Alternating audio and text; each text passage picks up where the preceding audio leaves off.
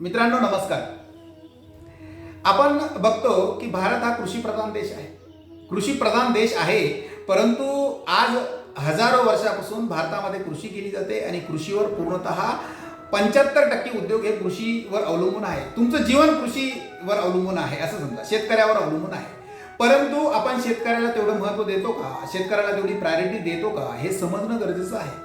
कारण तुम्ही बघा, आज आपण एका अशा व्यक्तीची गोष्ट घेणार आहोत का तो व्यक्ती खूपच सुंदर त्याच्या परिवाराला कशा पद्धतीने सांभाळतो आणि त्याच्या परिवाराची शेवटी हालत काय होते. एक गोष्ट मी तुम्हाला सांगणार आहे आणि ही गोष्ट तुमच्या लक्षात आली तर तुम्ही हे एकतर शेवटपर्यंत बघा, म्हणजे तुमच्या गोष्ट लक्षात येईल आणि ही गोष्ट कदाचित तुमच्या बाबतीत बी लागू होऊ शकते. आटपाट नगर होते, तिथे मनोहर पाटील नावाचे एक अतिशय सुंदर गृहस्थ राहत होते. गडगंज अशी शेती आणि खूप सुंदर शेती करत होते आणि उत्कृष्ट शेती करत असल्यामुळे त्यांच्यावर पंचकृषीमध्ये नाव होतं. आता ह्या व्यक्तीचं जे आहे 2 मुलं आणि 4 मुली असं कुटुंब होतं. या कुटुंबांना मनोहर पाटलांनी अतिशय सुंदर पद्धतीनं हँडल केलेलं होतं. सगळे मुलांची शिक्षणं, मुलींची शिक्षणं, त्यानंतर मुलांची लग्न, मुलींची लग्न, अतिशय सुंदर त्यांचं पूर्ण कुटुंब होतं. हे कुटुंब पूर्ण पंचकृषीमध्ये नावाजलेलं होतं. मित्रांनो काय झालं, जो मनोहर पाटलांची 2 मुलं होती, एक तुकाराम पाटील आणि एक सखाराम पाटील. आता तुकाराम पाटील जे आहे, या तुकाराम पाटलांचं शेतीमध्येच मन होतं, म्हणजे हे शेतीला वडिलांच्याच पायावर पाऊल ठेवून चालणारे होते, त्याच्यामुळे ते शिकले कमी. त्यानंतर सखाराम पाटील मात्र खूप शिकले. हे एवढे शिकले का ते खूप चांगल्या पदाला डॉक्टर झाले. आणि सखाराम पाटील ज्यावेळी डॉक्टर झाले, यांनी मग वडिलांनी ठरवलं, मनोहर पाटलांनी ठरवलं की सखारामला आपण शहरामध्ये एखादं क्लिनिक टाकून देऊया किंवा चांगलं हॉस्पिटल टाकून देऊया. तर त्यांनी खूप खर्च करून सखाराम पाटलांना हॉस्पिटल टाकून दिलं. त्यानंतर इकडे तुकाराम पाटील जे आहेत, हे तुकाराम पाटील गावावर शेती करत होते. अतिशय सुंदर त्यांचा परिवार चालू होता. बहिणी भाच्यांचं सगळं चांगलं होतं. इकडे जे आहे बोलता बोलता काळ जात होता. त्यानंतर जे आहे मनोहर पाटलांचं आता अचानक वृद्धकाळाने मृत्यू झाला. आता मनोहर पाटलांचा ज्यावेळेस वृद्धकाळाने मृत्यू झाला मित्रांनो, तर अतिशय दुःख झालं, सर्वांना दुःख झालं. सर्व परिवार आला, सर्व नातलग आली, दुःखाचे सर्व जे काही विधी होता त्या विधी केल्या गेल्या आणि त्यानंतर खरा सुरू झाला प्रपंचाचा थाट. आणि हा जो प्रपंचाचा थाट आहे मित्रांनो, हा विचार करण्याजोगा आहे.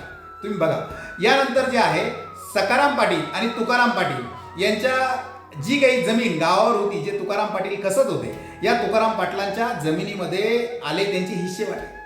आता जे मनोहर पाटील होते, मनोहर पाटील तर त्यांचा पूर्ण आयुष्य त्यांनी खूप सुख समृद्धामध्ये ऐश्वर्या सर्व मुलांसाठी समान सगळ्या गोष्टी केल्या होत्या. आणि यानंतर जे आहे आणि तिकडे सखाराम पाटील ही हॉस्पिटल थाटून तिकडं पूर्ण गडगंज सगळी गोष्टी प्रॉपर्टी त्यांनी कमवली होती. परंतु ज्यावेळेस हिस्सा वाटायची गोष्ट आली तर त्यावेळेस सखाराम पाटलांनी त्यामध्ये हिस्सा मागितला. तर तुकाराम पाटील हे सोजवळ होते, कारण शेतकरी असल्यामुळं त्यांनी ठरवलं की बहिणी भाच्यांची सगळ्यांची नावं त्यामध्ये इत्तमभूत टाकली गेली. त्यानंतर ज्या काही बहिणींचा अधिकार होता, बहिणींच्या अधिकाराने त्यांना पूर्ण चोळी बांगडी आयुष्यभर करेल या पद्धतीने त्यांनी सगळ्यांना जबानी देऊन त्यांचं जे आहे वाटपपत्र करून त्यांचावाला नाव कमी करण्यात आलं. आता 2च जण राहिले, ते म्हणजे सखाराम पाटील आणि तुकाराम पाटील. या तुकाराम पाटील आणि सखाराम पाटलांचा जो विषय आहे हा चालू झाला हिस्से वाटण्यावर. तर ज्या तुकाराम पाटलांनी आयुष्यभर जमीन सांभाळली, वडिलांच्या पावलावर पाऊल ठेवून चालले, त्यावेळेस सखाराम पाटलांनी त्यांना ॲक्च्युली बोलायला पाहिजे होतं की बाबा तू जमीन मला देऊ नको, तू जे काय आहे कशील त्या पद्धतीचा काही हिस्सा मला तू वर्षाला देत जा.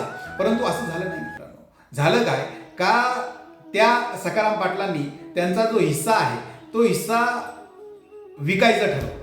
तर तिथे तुकाराम पाटलांचा खूप नाईलाज झाला, कारण की खूप सगळ्या नातलगांना सांगून, खूप यांना त्यांना सांगून, खूप मीडिएटर घालून त्यांनी बघितलं की हा प्रॉब्लेम सॉल्व्ह कसा होईल. कारण की एकतर रिलेशन बी जपणं गरजेचं आहे आणि भाऊ ही गरजेचं आहे.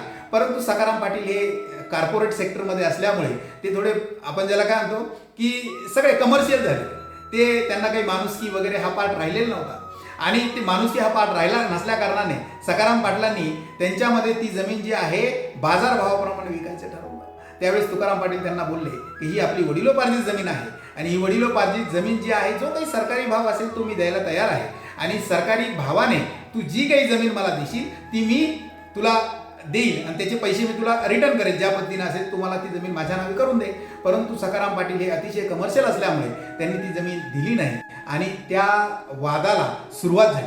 मित्रांनो, सांगायचं तात्पर्य हे आहे की दोन भावांमध्ये जे आयुष्यभर बरोबर राहिले, आयुष्यभर खाल्लं पिलं, त्यानंतर आयुष्यभर तुकाराम पाटलांनी जी सर्वांची मनधरणी केली, सर्वांसाठी खूप चांगलं केलं.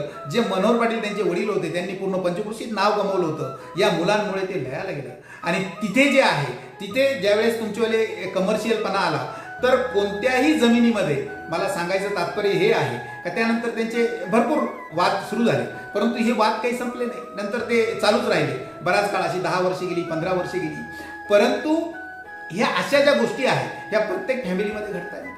तुम्ही विचार करा, ज्या शेतकऱ्याने शेती कसली, ज्या शेतकऱ्याने शेतीमध्ये पूर्ण रात्रंदिवस अहोरात्र घाम गाळला, रात्रीचे बारे दिले असतील, दिवसा कष्ट केले असतील, अशा शेतकऱ्याचा तुम्ही हिस्सा घेताय घ्या, हरकत नाही. परंतु तिथे बाजारभावाप्रमाणे जे पैसे घेण्यापेक्षा जे काही गव्हर्नमेंट व्हॅल्युएशन असेल त्या गव्हर्नमेंट व्हॅल्युएशननुसार पैसे घ्या. तुमचे रिलेशन आयुष्यभर राहतील. बहिणींना हे सांगणं आहे का तुम्ही भावांशी लगडीत राहा. कारण मित्रांनो, हा जो पैसा आहे ज्याने तिथं कष्ट केले, त्या कष्टाचा मोबदला म्हणून तो तुम्हाला पैसे द्यायला तयार आहे. तो तुमच्याशी आयुष्यभर तुमचा सांभाळ करायला तयार आहे. आयुष्यभर तुमचे रिलेशन चांगले आहे. पैसा किती आला, समजा सखाराम पाटलांची जमीन दुसऱ्याला दिली आणि सखाराम पाटलांना तिथे पैसे आले, मोठी गडगंज अमाऊंट आली आणि ती अमाऊंट देऊन सखाराम पाटलांना काही मोठा आजार झाला. मित्रांनो, तुम्ही विचार करा, हे मार्क करा. गेल्या काही वर्षामध्ये तुम्ही बघताय की आपली परिस्थिती अशी होऊन गेली आहे की मोठा पैसा आला, ज्या पद्धतीनं लक्ष्मी येते तर अलक्ष्मी तुमच्याबरोबर त्याच पावलांनी येते. कारण की तिथे कुणाच्या तरी, हे बघा, दुआ आणि बददुआ ही खूप मोठी गोष्ट आहे. तर त्या बददुआ घेण्यापेक्षा दुआ करून, म्हणजे ज्या गोष्टीमध्ये ब्लेसिंग्स, गुड ब्लेसिंग्स आहे, असे पैसे जर तुमच्याकडे आले तर ते पैसे तुमच्याकडे 4 दिवस राहतात. परंतु बॅड ब्लेसिंग्सना आलेले पैसे, ते पैसे तुमच्याकडे 4 दिवस राहत नाही. तर मित्रांनो, त्या व्यक्तीने काय करायला हवं होतं तुम्ही विचार करा. जे रिलेशन राहिले असते, बहिणी एकत्र राहिल्या असतात, सगळेजण एकत्र राहिले असते, त्यांनी जे आहे गव्हर्नमेंट व्हॅल्युएशन प्रमाणे पैसे घ्यायला हवे होते आणि जे काही रिलेशन आहे ते रिलेशन आयुष्यभर बरोबर राहिले असते. परंतु असं झालं नाही. आयुष्याच्या शेवटी जे आहे भाऊ तुटले, बहिणी तुटल्या. समान अधिकारामुळे गव्हर्नमेंटने इंग्रजांची जी नीती आहे ती आजही चालू ठेवली. मित्रांनो, फूट पाडा आणि राज्य करा. तुम्ही विचार करा, राज्यांमध्ये, देशांमध्ये फूट पाडणं हा पार्ट वेगळा आहे. घराघरांमध्ये फूट पाडायला चालू केली. दोन भावांचे जे 2 भाऊ होते, दोन भाऊ विभक्त झाले, बहिणी विभक्त झाल्या. आजकाल तुम्ही विचार करा ना, कुणी कुणाकडे तुम्ही फोनवर बोलता तेवढाच विषय आहे, प्रेमानं बोलण्यासारखा विषयच राहिलेला नाही. तुम्ही विचार करा, रिलेशन कमर्शियल झाली आहे. फक्त पैशासाठी म्हणून रिलेशन आहे, ना काहीतरी मिळतंय का म्हणून रिलेशन आहे. त्यामध्ये चांगला भाव राहिलेला नाही आणि या चांगला भाव न राहिल्यामुळे मित्रांनो येणारा काळ खूप वाईट आहे. कारण की 2 प्रेमाची किंवा 2 प्रेमानं बोलणारी माणसं ज्यावेळेस एकत्र असतात तर ती आयुष्यभर बिना पैशाची जगू शकतात, बिना पैशाचं चांगलं आयुष्य राहू शकतात. हा काळ आपला, गेली आपली जी काही वडिलोपार्जित ज्या गोष्टी होत्या त्या गोष्टी तुम्ही बघितल्या असतील की बाबा एक वडील जो आहे 10 मुलांना पोसत होता, कोणत्याही पद्धतीचं खूप मोठं काही न आणता. आणि आज तुम्ही विचार करा, 10 मुलं असून सुद्धा 2 आई-बापांना पोसू शकत नाही. केवळ या विभक्तीमुळे आणि ह्या ज्या समान अधिकारामुळे. समान अधिकार घ्या, तुमचा हिस्सा वाटा घ्या, परंतु त्या हिस्सा वाटामध्ये सडोपचाराने, जे काही तुमच्या समजूतपणाने जे काही चांगलं करता येईल ते चांगलं करा. कारण की बंधूंशी, भावांशी जे रक्ताची नाती मित्रांनो असतात, ही रक्ताची नाती आयुष्यभर तुम्हाला हीच कामं येतात. बाहेरची नाती तुम्ही किती मानलेली नाती असतील तर ती ऐन वेळेला कधी उभी राहणार नाही. जर कधी तुम्हाला मोठा आजार लागला, मोठ्या बेडला तुम्ही लागले तर मानलेले नाते तुम्हाला कधीही उपयोगाला येणार नाही. हा शब्द माझा लक्षात ठेवा. ही लक्षाला तुम्हाला भाऊ असेल, तुमच्यावाली नातवंड असतील, तुमची पतवंड असतील, तुमच्या बहिणी असतील, तुमचे भाचे असतील, हेच तुम्हाला कामा येणार आहे. त्यामुळे एक गोष्ट लक्षात घ्या, ज्या पद्धतीने समोपचाराने ज्या गोष्टी होतील त्याच गोष्टी करा, आनंदाने करा आणि जे काही समझोत्याने होईल ते अतिशय अप्रतिम असेल. मित्रांनो, पूर्ण राजे महाराजे पूर्ण आपली या कारणामुळे पूर्ण लयाला गेली. त्याच्यामुळे तुम्ही, येणारा काळ तुमचा आहे, येणारा दिवस तुमचा आहे, येणारं वर्ष तुमचं आहे. फक्त समजणं गरजेचं आहे की काय करायचंय, काय नाही करायचंय. समोपचारानं वागा, समोपचारानं हिस्से घ्या, समोपचारानं जे काही तुमच्या आमच्यामध्ये होईल तेच करा. कोर्ट कचऱ्यांच्या भानगडीत पडू नका. आपली पूर्वज जी होती, कोर्ट कचऱ्या आणि पोलीस स्टेशनची पायरी चढू नये असं म्हणतात, त्याला कारण तेच होतं मित्रांनो. कारण की आजचं जे धकाधकीचं जीवन आहे, या धकाधकीच्या जीवनामध्ये प्रेम मिळणं मुश्किल झालंय. तर त्यामुळे प्रेम मिळण्यासाठी आनंदानं राहा, सुखी राहा, मजेत जगा आणि जे काही समझोत्यानं होईल ते आनंदानं घ्या, सुखी जगा. जय हिंद, जय महाराष्ट्र. स्वामीराज फाउंडेशनला लाईक करा, शेअर करा, सबस्क्राईब करा. अशाच पद्धतीने नवनवीन व्हिडिओ तुम्हाला मिळत राहतील. श्री स्वामी समर्थ.